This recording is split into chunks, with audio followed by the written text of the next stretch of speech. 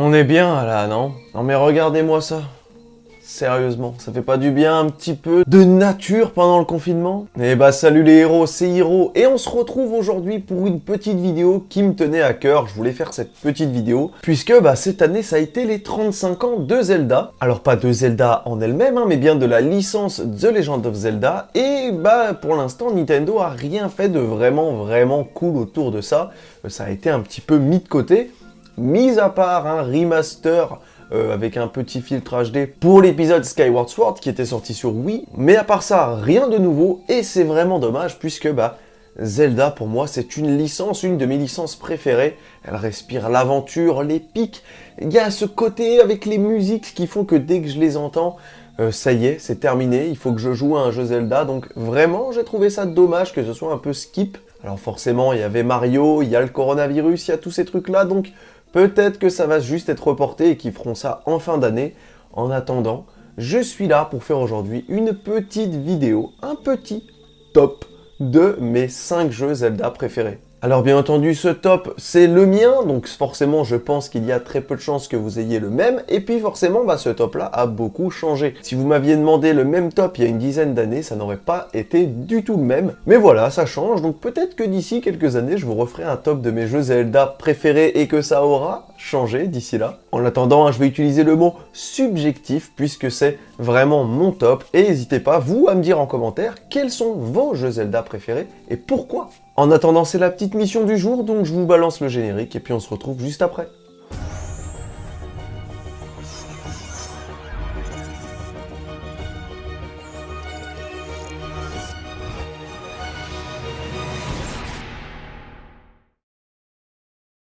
Bon alors déjà, avant de vous parler de mon top, on va parler un petit peu de Zelda, puisque les jeux The Legend of Zelda, c'est pas des jeux anodins, c'est pas des jeux comme ça où je me dis tiens je vais me faire une petite game et tout. Pas du tout. Ce qu'il faut savoir si vous voulez un peu mes origin story sur cette petite licence, c'est que Zelda c'est mon tout premier jeu console. Car oui, quand j'étais petit, mes premiers moments jeux vidéo c'était Pokémon sur la Game Boy Pocket en noir et blanc, le jeu était en noir et blanc et ça a été vraiment mes premières découvertes avec les jeux vidéo que j'ai vraiment kiffé. Puis à la maison, on avait 2 consoles, la Sega Saturn et la NES. Et c'est comme ça que j'ai pu, assez jeune, commencer à mettre la main sur des jeux vidéo et devenir aujourd'hui ce que je suis, c'est-à-dire un énorme fan de jeux vidéo. Et mon premier jeu console a été du coup un jeu NES que vous connaissez, The Legend of Zelda, tout simplement. Alors forcément à l'époque j'étais beaucoup trop jeune, je suis pas allé très loin, mais déjà j'avais cette petite fibre d'aventure, je me rappelle encore de la musique quand le jeu se lance,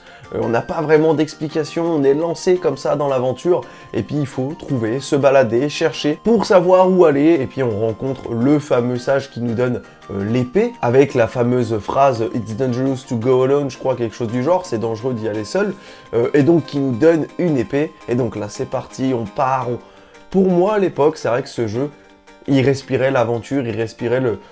Ça y est, on était parti, on allait vivre quelque chose de fou, et c'est ce qui m'a donné envie de jouer aux jeux vidéo, c'est ce qui a fait qu'après j'ai poncé la NES et la Sega Saturn, et puis qu'aujourd'hui, j'essaye d'avoir toutes les dernières consoles et que je suis un gros fan de jeux vidéo. Et puis forcément, après avoir joué à tout ça, je suis devenu un gros fan de la licence Zelda, et je les ai absolument tous faits et tous terminés.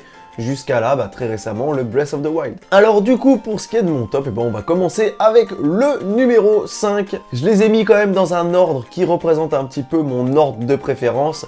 Et donc, pour mon top, on commence avec le numéro 5.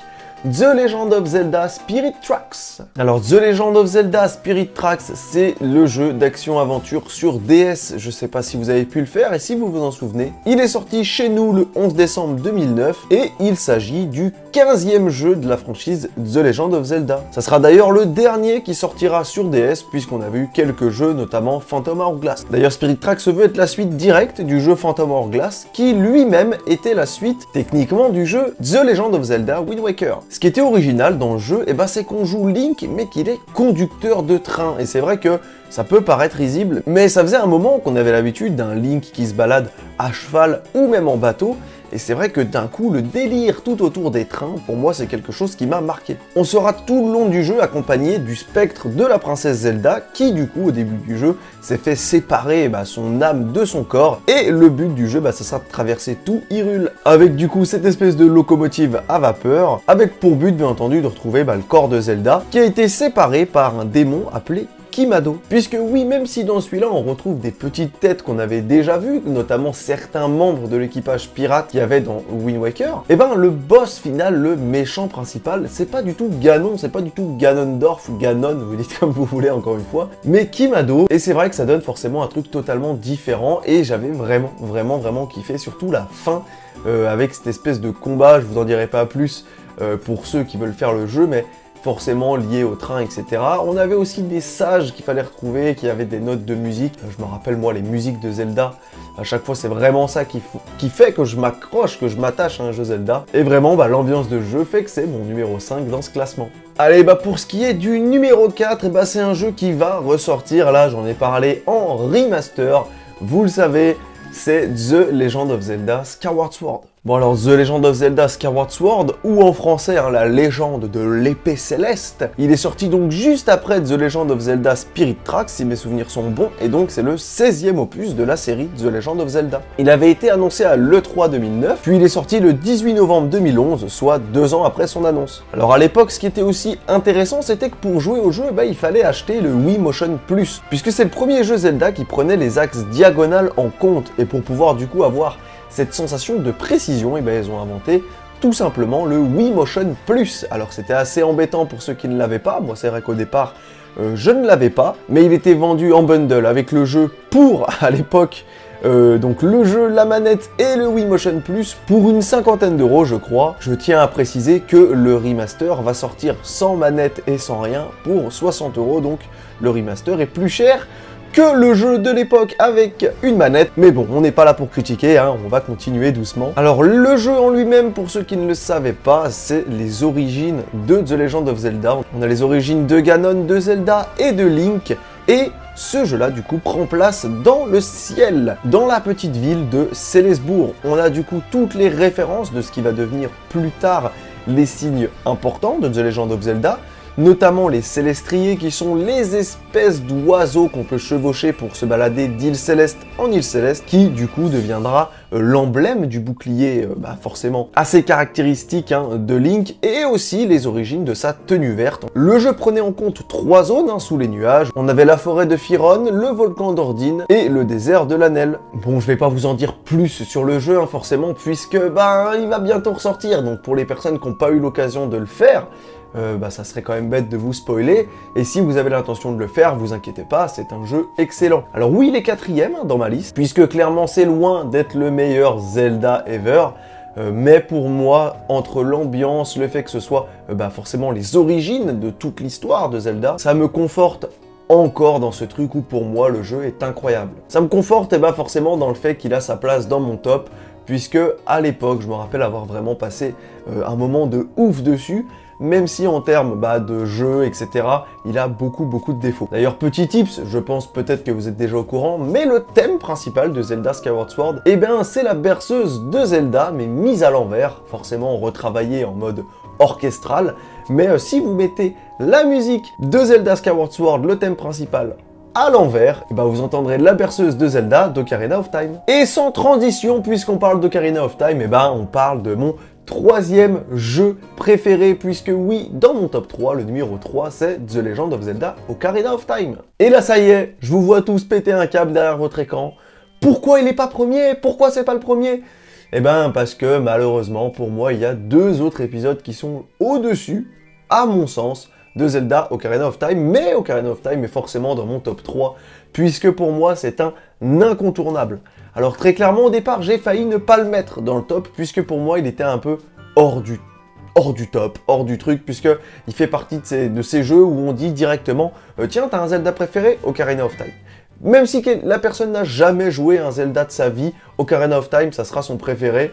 Parce que je sais pas, c'est un peu le Zelda de référence pour beaucoup. Alors oui, c'est vrai, moi j'avais fait le jeu à l'époque sur Nintendo 64, puis le remake quand il était sorti avec ma petite 3DS, et c'est vrai que le jeu est incroyable, l'ambiance, et puis on a les donjons qui sont assez difficiles quand on est jeune, on va pas se mentir, mais qui ont une ambiance vraiment vraiment cool, avec aussi des fois une petite ambiance assez horrifique, assez glauque, qui met un peu forcément les prémices de ce que sera Majora's Mask, mais très clairement, pour ceux qui n'ont jamais fait de Zelda et qui voudraient commencer un Zelda, je pense que c'est vrai qu'Ocarina of Time, il est parfait pour commencer la licence, pour débuter la licence. Pour ce qui est de la sortie du jeu, il est sorti le 11 décembre 1996, ça commence à remonter, du moins en Europe. Il est lui le 5e épisode de la série, pour vous dire quand même qu'il y en avait eu quelques-uns avant. Et vraiment, je pense que ce qui a marqué beaucoup de monde et ce qui a vraiment révolutionné le truc, c'est qu'à l'époque, c'était le tout premier Zelda en 3D. Bon, je pense que pour l'histoire, vous la connaissez, hein, on y suit Link qui doit empêcher Ganondorf d'obtenir la Triforce, afin tout simplement de régner sur le monde. Et donc Link va voyager grâce à son Ocarina dans le temps pour pouvoir retrouver les 7 sages qui vont lui permettre d'enfermer Ganondorf dans un seau dimensionnel et donc de bloquer, entre guillemets, ses espoirs de régner sur la Terre. Et donc d'ailleurs, c'est à partir de ce jeu-là qu'on aura la fameuse timeline qui va se diviser en 3 branches en fonction de ce qui s'est passé dans le jeu. Alors je crois que la timeline n'est pas vraiment officielle, elle a été officialisée par Nintendo, mais au fond c'était plus pour faire plaisir aux fans, puisque je crois que eux de base, il n'y avait absolument pas de timeline. Il y avait quelques jeux qui suivaient, comme je l'ai dit tout à l'heure, Ocarina of Time donc et Majora's Mask. Mais sinon, en général, leur but c'était de faire des petits jeux comme ça dans leur coin. Mais finalement, c'est devenu totalement une histoire comme ça qui se suit. En attendant, pour moi, Ocarina of Time, en termes de musique, d'ambiance et d'aventure, c'est vraiment un des meilleurs. Donc c'est pour ça qu'il est le 3e dans mon top. Alors, vous vous dites, qui a bien pu battre The Legend of Zelda Ocarina of Time? Qui est arrivé numéro 2 de mon classement? On risque d'en froisser plus d'un. Mon deuxième jeu préféré, Zelda, mon deuxième du top, c'est The Legend of Zelda Wind Waker. Ah, Wind Waker, franchement, c'était très difficile de pas le mettre premier déjà au niveau de mon top, puisque vraiment, il est incroyable. Il est sorti en mai 2003 en Europe sur GameCube, et c'est le 10e jeu de la franchise The Legend of Zelda. Bon comme d'habitude, on y joue Link, mais cette fois-ci, pas d'Epona, puisqu'on aura le petit bateau Lion Rouge qui va nous permettre du coup de naviguer, puisque le jeu en fait se déroule sur la mer et on va visiter comme ça des dizaines et des dizaines de petites îles. Alors le but du jeu, ça sera de sauver sa petite sœur qui a été kidnappée au tout début du jeu, puisque comme d'habitude, son but c'est de retrouver la Triforce et que du coup il kidnappe toutes les filles, tous les enfants qui pourraient ressembler à Zelda afin de mettre la main sur sa Triforce. Comme je l'ai dit, donc on navigue avec le Lion Rouge, un beau bateau qui nous parle tout au long de l'aventure, avec qui on va pouvoir dialoguer, échanger, qui va nous donner des petits conseils. Et très clairement, entre les donjons, les labyrinthes et tout l'aspect aventure, on est servi pour ceux qui sont vraiment fans de la franchise. Le but, comme d'habitude, ça sera d'obtenir le pouvoir nécessaire pour pouvoir vaincre Ganon. Et un des gros plus de ce jeu, c'est la baguette du vent qui va nous permettre de jouer des musiques, des petits morceaux qui vont nous permettre de nous déplacer plus rapidement, d'ouvrir certaines portes, de faire plusieurs choses, et notamment de diriger le vent, ce qui va nous permettre tout simplement, quand on est sur notre bateau, si on veut aller dans une direction précise, de faire les petits mouvements pour donner une directive au vent et pouvoir du coup avec notre petit bateau mettre la petite voile et partir sur son cap. D'ailleurs je me rappellerai toute ma vie de ce petit mouvement de baguette là pour diriger le vent, le petit... Oh là là, vraiment, pour moi, c'était incroyable cette époque. Alors oui, le jeu avait beaucoup divisé à l'époque, puisque les gens s'attendaient à un Zelda hyper réaliste, hyper bien fait, et puis qui se sont retrouvés avec un jeu en cel shading, avec un look beaucoup plus enfantin. Forcément, il y avait un petit côté un peu chibi, avec une grosse tête et des gros yeux, et ça avait vraiment fait tellement réagir négativement qu'il y a eu un espèce de boycott autour du jeu. Et très clairement, c'est dommage, puisque des années plus tard, le jeu a explosé et qu'il est aujourd'hui un des meilleurs Zelda. Et pour moi, vraiment, c'est mon numéro 2. Très difficile de ne pas le mettre numéro 1. Mais forcément, il y avait une autre grosse tête qui a pris la première place. Mais vraiment, Wind Waker, si vous n'avez pas eu l'occasion de le faire, il est ressorti en HD sur Wii U un peu plus tard, avec d'ailleurs une petite nouveauté qu'on pouvait débloquer, c'était une voile qui permettait d'aller beaucoup plus vite, et surtout ne pas avoir à s'embêter à faire le signe du vent. Donc c'est un peu dommage, dans le sens où ça enlève une petite mécanique du jeu, mais c'est vrai que le jeu avait eu quelques petits problèmes au niveau de la longueur, notamment une des quêtes finales où il fallait retrouver des fragments de Triforce, Il y en avait beaucoup trop, c'était très très long. Et je sais que dans la version Wii U, bon bah ils ont beaucoup diminué cette quête. Il n'y a que quelques morceaux à retrouver. Mais voilà, Wind Waker, vraiment un Zelda incroyable. Mon deuxième Zelda préféré, battu de vraiment pas beaucoup, hein, par le numéro 1 de ce classement, The Legend of Zelda...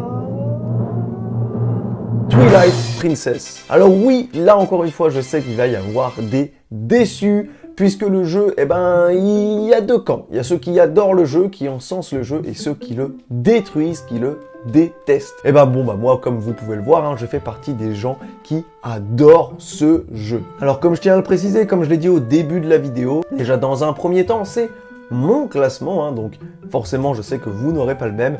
Et puis bon bah j'ai joué à tous les Zelda depuis le premier, je les ai tous terminés et c'est vrai que eh ben celui-là, les musiques, l'ambiance, le truc, c'est vraiment celui qui m'a le plus marqué depuis que je joue aux Zelda. Alors c'était très difficile au niveau du classement puisqu'il y a beaucoup de jeux Zelda qui sont incroyables et qui m'ont marqué. Je pense notamment à Link to the Past qui était mais juste incroyable. Pour ceux qui ont fait Zelda Link's Awakening, celui-là qui était un petit peu différent, qui sortait des sentiers battus, vraiment pareil, celui-là ça a été difficile de pas le mettre dans le petit classement. Et puis bon bah pour tous ceux qui connaissent Minish Cap, le Zelda Minish Cap, celui-là ça a été très dur. Et d'ailleurs à la 5e place ça s'est joué entre Minish Cap et Spirit Tracks. Vraiment tout cela je les mets un peu dans les mentions honorables parce que vraiment c'est des jeux qui sont incroyables et qui ont cet aspect rétro vraiment à l'ancienne qui fait que vraiment les musiques 8 bits et tout, incroyable jeu. Si vous n'avez pas eu l'occasion de les faire, faites-les. Bon, pour The Legend of Zelda Twilight Princess, c'est un jeu qui est sorti en 2006 sur GameCube et sur la Wii, et il s'agit du 13e opus de la série The Legend of Zelda. Alors ce qui est intéressant de savoir, c'est que le jeu à l'époque est sorti sur deux supports différents, donc GameCube et sur la Wii, et qu'en fonction du support sur lequel vous y aviez joué, eh bien ce n'était pas exactement le même jeu. Puisque oui, à l'époque, le jeu a été initialement prévu sur GameCube et donc Link avait sa petite épée dans la main gauche puisque Link est gaucher. Mais le jeu étant prévu plus tard sur Wii, eh bien ils se sont rendus compte qu'il y avait beaucoup de droitiers et vu que le jeu devait reprendre le système avec les manettes à détection de mouvement, ils ont décidé de passer l'épée dans la main droite de Link. Sauf que le problème, c'est qu'ils n'avaient pas vraiment envie de s'embêter à recoder tout simplement un Link droitier et de faire en sorte qu'il évolue dans son monde en tant que droitier. Donc ce qu'ils ont fait, tout simplement, c'est qu'ils ont mis un espèce d'effet miroir au jeu, qui fait que du coup, la version GameCube et la version Wii sont totalement différentes en termes de décor. Car oui, tout ce qui se trouve sur votre droite dans la version GameCube va se retrouver sur votre gauche dans la version Wii.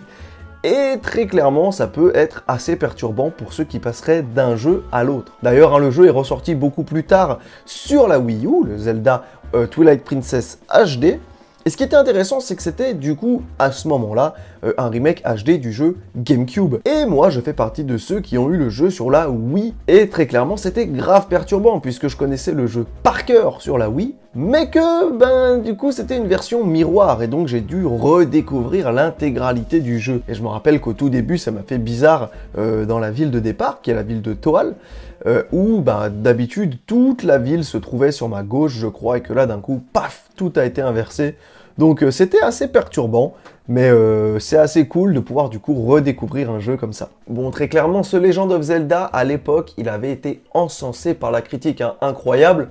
Tout le monde avait kiffé. Je me rappelle, étant gamin, j'achetais à l'époque les magazines avec les tests de jeux vidéo, puisque Internet n'était pas autant développé, et puis surtout, moi, j'avais pas d'ordinateur.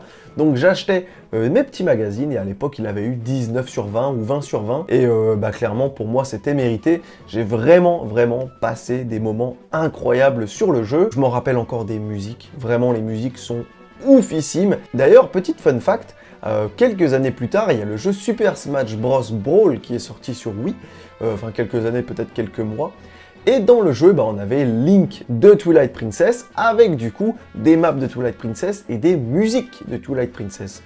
Et à l'époque, je me rappelle avoir acheté le jeu pour mon anniversaire, donc Smash Bros Brawl, et j'avais joué comme ça quelques temps, et à un moment, dans le jeu, on entend une musique de Twilight Princess, et instantanément, j'ai eu des frissons, j'ai quitté le jeu Brawl que je venais d'acheter, que j'étais comme un malade, j'ai quitté le jeu pour aller rejouer à Twilight Princess, alors que je l'avais déjà fini, que j'avais plus rien à faire, mais juste parce que les musiques, l'ambiance de jeu m'ont toujours complètement bouleversé, m'ont toujours complètement mis dans le truc. Alors très clairement oui pour beaucoup, à l'heure actuelle, c'est loin d'être le meilleur Zelda, mais pour moi, il est incroyable. Très clairement, en termes d'histoire, on a l'impression de jouer à un espèce de remake de Ocarina of Time, puisque l'histoire est plus ou moins la même, avec bien entendu quelques petites différences, forcément, mais je trouve qu'au niveau de la composition, ça se ressemble beaucoup. On a des donjons assez similaires en termes d'ambiance, puis la fin me fait quand même beaucoup penser à celle d'Ocarina of Time,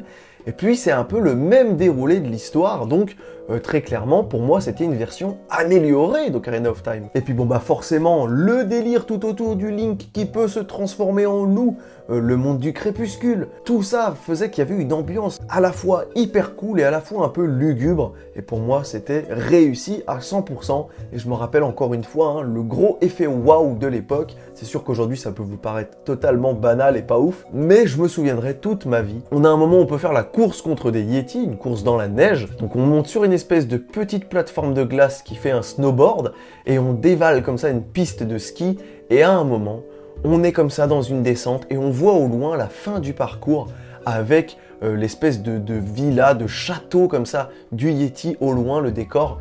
Et je m'en rappelle à l'époque, j'ai totalement bloqué sur ça, et je me souviens avoir dit à l'époque à mon frère, ok, là je comprends pourquoi le jeu a eu 19 sur 20 ou 20 sur 20, j'étais totalement bouche bée, parce que pour l'époque, les graphismes étaient ouf, et l'ambiance était vraiment incroyable. Depuis, c'est vrai que le jeu, il y a eu pas mal de speedrun dessus, il y a eu pas mal d'engouement autour du titre, surtout récemment, et je trouve que c'est cool. Alors oui, il a eu son petit remake HD sur la Wii U, mais j'aimerais beaucoup que la version Wind Waker et Twilight Princess HD puissent avoir un portage sur Switch, ça serait vraiment cool. Ça nous permettrait d'avoir les 3 gros jeux comme ça en remake, vraiment je kifferais beaucoup. Forcément, il y a des personnages dans le jeu qui m'ont marqué et qui ont marqué toute leur génération, je parle bien entendu de Midona, qui est le meilleur personnage secondaire de tous les jeux Zelda à mon sens, je surkiffe.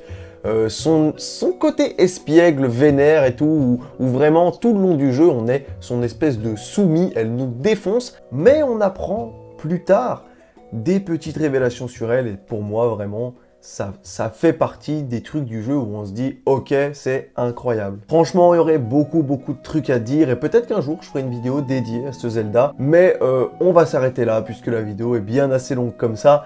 En attendant, ça m'a fait plaisir de partager avec vous comme ça mon top 5 des meilleurs Zelda à mon sens. Voilà, mon petit top personnel. N'hésitez pas dans les commentaires à me dire quel est votre top 5 à vous préféré, vos Zelda préférés, et on pourra débattre comme ça tous ensemble. Je sais qu'il y a une grosse communauté derrière les Oracle of Season et Oracle of Age qui sont très bons, on va pas se mentir. Donc voilà, n'hésitez pas à me dire dans les commentaires vos jeux préférés et ce que vous pensez de mon top. Je sais que je vais me faire allumer, mais ça fait partie du jeu, et puis les goûts et les couleurs quoi. En attendant, je vous remercie beaucoup d'être resté jusqu'à la fin de cette vidéo. Comme d'habitude, si vous voulez soutenir la chaîne, n'hésitez pas à mettre le petit pouce vers le haut, ça aide énormément, et puis à vous abonner si le contenu vous plaît, si ma tête vous plaît. Nous on se retrouve comme d'habitude très rapidement pour une prochaine vidéo, et puis comme d'habitude, c'était Hiro pour vous servir. Ah, on est quand même bien là.